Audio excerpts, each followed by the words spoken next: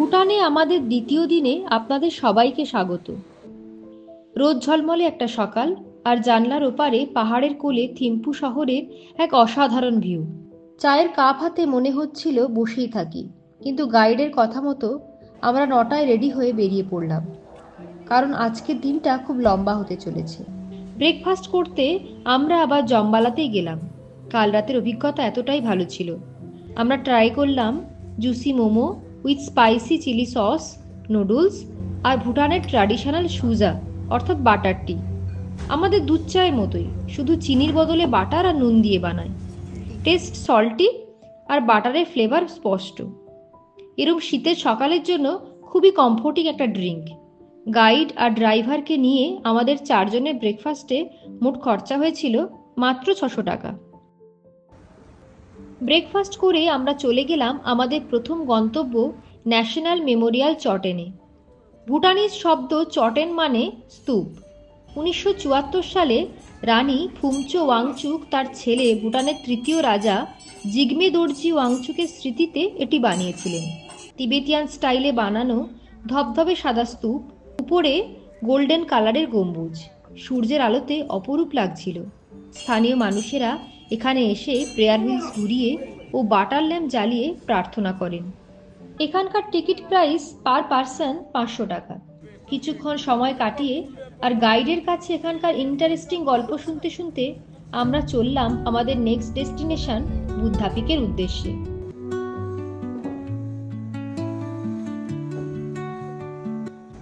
বুদ্ধ দর্দের মা সাক্যমণি বুদ্ধের একটি বিশালাকার মূর্তি, হাইট 169 ফিট। থিম্পু শহরের অন্যতম আকর্ষণ। ভুটানের চতুর্থ রাজা জিগমে শিমে ওয়াংচুকের 60তম জন্মবার্ষিকী উপলক্ষে এটি নির্মিত হয়েছিল। মূর্তিটির নির্মাণ কাজ শুরু হয় 2006 সালে আর সম্পূর্ণ হয় 2015 সালে। এটি ব্রোঞ্জের উপর গোল্ড প্লেটেড করে বানানো। এর ভেতরে রয়েছে 1,25,000-এর বেশি ছোট্ট ছোট্ট বুদ্ধ মূর্তি। চারদিকে পাহাড় দিয়ে ঘেরা, আর যেহেতু হিলটপে তাই পাখির চোখে থিম্পু শহরের ভিউ দেখা যাচ্ছিল। এখানে টিকিট প্রাইস পার হেড 500 টাকা।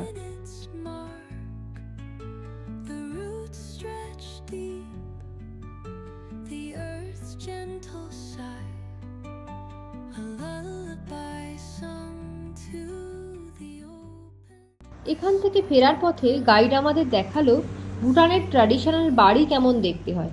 এদের প্রতিটি জানালার ডিজাইন সেম। ভুটানিজদের এই আর্কিটেকচারটার নাম রাপসেল। গাইড বলছিল এটি অত্যন্ত টাইম কনজিউমিং ও এক্সপেন্সিভ। বাড়িগুলো আমাদের খুবই অ্যাস্থেটিক লেগেছে। अच्छा बहुत टाइम लगता होगा। टाइम लगेगा और बहुत एक्सपेंसिव भी है। কথা বলতে বলতে আমরা পৌঁছালাম তৃতীয় গন্তব্য রয়্যাল টাকিন রিজার্ভে। টাকিন ভুটানের জাতীয় পশু। ছাগল ও গরু এই দুটি প্রাণীর সাথে এর চেহারার মিল রয়েছে। ভুটানিজরা বিশ্বাস করে গুরু ড্রুকপা কুনলে ছাগলের মাথা ও গরুর শরীর জুড়ে এই আশ্চর্য প্রাণীটির সৃষ্টি করেছিলেন। টাকিন ছাড়াও এই রিজার্ভে বেশ কিছু সাম্বার ডিয়ার ও কিছু কালারফুল বার্ডসও চোখে পড়ল। টিকিট প্রাইস পার হেড 300 টাকা। আর চারদিকে সবুজ গাছপালা দিয়ে ঘেরা এই রিজার্ভে ট্যুরিস্টদের হাঁটার জন্য সুন্দর লোহার সিঁড়ির ব্যবস্থা রয়েছে, আর উপরে একটা ক্যাফেও রয়েছে।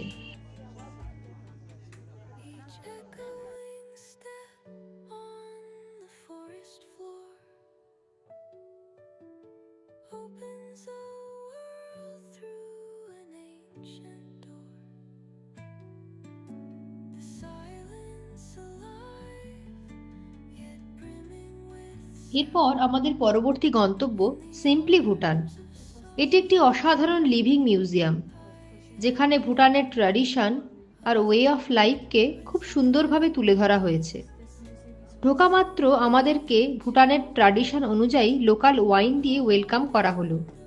আমরা দেখলাম এদের ট্র্যাডিশনাল বাড়ি, ভিলেজ কিচেন, মিউজিক ইনস্ট্রুমেন্ট, নানা ধরনের মুখোশ আর ট্র্যাডিশনাল পোশাক।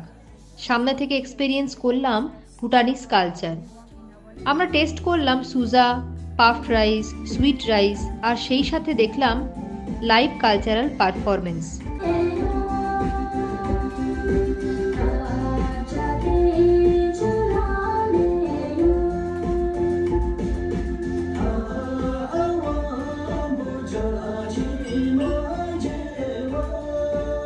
এরপর আমরা পার্টিসিপেট করলাম ভুটানের ন্যাশনাল স্পোর্টস আর্চারিতে। তীর নিশানায় লাগিয়ে আমরা আনন্দে খানিকটা নেচেও নিলাম।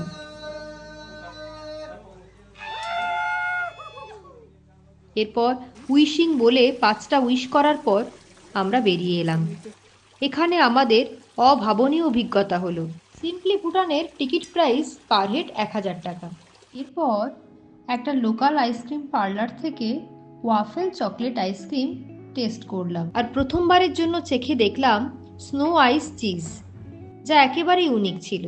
এইভাবে থিম্পুর সাইট সিইং কমপ্লিট করে আমরা পাড়ার উদ্দেশ্যে বেরিয়ে পড়লাম। দূরত্ব 50 কিলোমিটার, সময় লাগলো 1 ঘন্টা 10 মিনিটের মতো। এই পুরো পাহাড়ি পথটাই আমাদের সঙ্গী ছিল সুন্দরী পারছু নদী, সবুজ গাছপালা আর পাহাড় দিয়ে ঘেরা পারো ভ্যালি। পারো পৌঁছে আমরা ভুটানের ট্র্যাডিশনাল পোশাক কিরা ও ঘো পরে গেলাম পারো ফোর্ট্রেসে, যার লোকাল নাম রিম্পুং ঝং। গাইড বলল টিবেটান আক্রমণ থেকে বাঁচার জন্য ভুটানে এরকম অনেক ফোর্ট্রেস রয়েছে। রিম্পুং ঝং নির্মিত হয় 1644 সালে। এটা ভুটানিস আর্কিটেকচারের এক অনন্য নিদর্শন। উঁচু সাদা প্রাচীর, কাঠের সূক্ষ্ম কারুকাজ আর ভিতরটা রঙিন বৌদ্ধ চিত্রে সাজানো। এখন এটাকে পারো শহরের অ্যাডমিনিস্ট্রেটিভ অফিস হিসাবে ইউজ করা হয়, আর প্রতি বছর বসন্তকালে এখানে অনুষ্ঠিত হয় বিখ্যাত পারো সেচু উৎসব। অপরূপ পারো মনেস্ট্রি, সবুজে ঘেরা পাহাড়, পাশ দিয়ে বয়ে যাওয়া সবুজ পারছু নদী আর আকাশজোড়া নীলের ছোঁয়া, আহা, স্বর্গীয় লাগছিল। এরপর ভুটানের বিখ্যাত এমাদাত সি টেস্ট করার জন্য গাইডের রেকমেন্ডেশনে একটা লোকাল রেস্টুরেন্ট ট্রাভেলার্স থালিতে গেলাম। খেলাম ভাত, এমাদাতসি আর চিকেন কারি। এমাদাতসি ভুটানের ন্যাশনাল ডিশ। এমা কথার অর্থ চিলি আর দাতসি মানে চিজ। এটা একটা স্পাইসি আর অ্যারোমেটিক স্টিউ, যেটা তৈরি হয় লঙ্কা, চিজ, পেঁয়াজ, রসুন ও বাটার দিয়ে। খেতে খুবই রিচ আর ক্রিমি। সাধারণত ভুটানিজরা সাদা ভাত বা রেড রাইসের সাথে এটা খায়। আমাদের 4 জনের জন্য এখানে টোটাল খরচা হলো 1400 টাকা।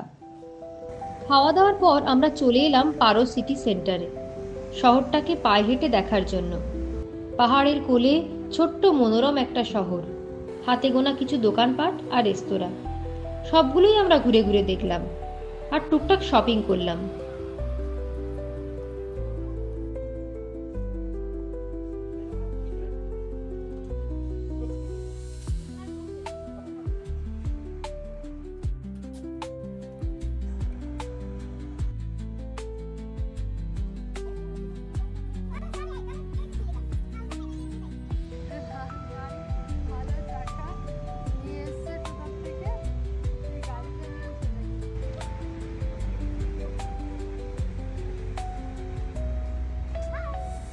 তারপরে গেলাম একটা কিউট ক্যাফেতে, নাম ব্রিওশ ক্যাফে। টেস্ট করলাম লেমন টার্ট আর কফি। ক্রমশ সন্ধ্যা নামছিল আর পারো ভ্যালিতে ঠান্ডা বাড়ছিল। আমরাও তাই রিসর্টের উদ্দেশ্যে রওনা হলাম। আমাদের আজকের স্টে তাতসাং ভিলেজ রিসর্ট, পারো টাউন থেকে 10 কিলোমিটার দূরে। ভুটানের এই স্টেটা ছিল আমাদের দেখা সব থেকে বেস্ট রিসর্টগুলোর মধ্যে একটা। এর ডিটেল ডেসক্রিপশন আমরা কোনো অন্য ভিডিওতে দেখাবো। রাতে ডিনারে থুকপা খেয়ে ভুটানে আমাদের দ্বিতীয় দিনটাকে শেষ করলাম।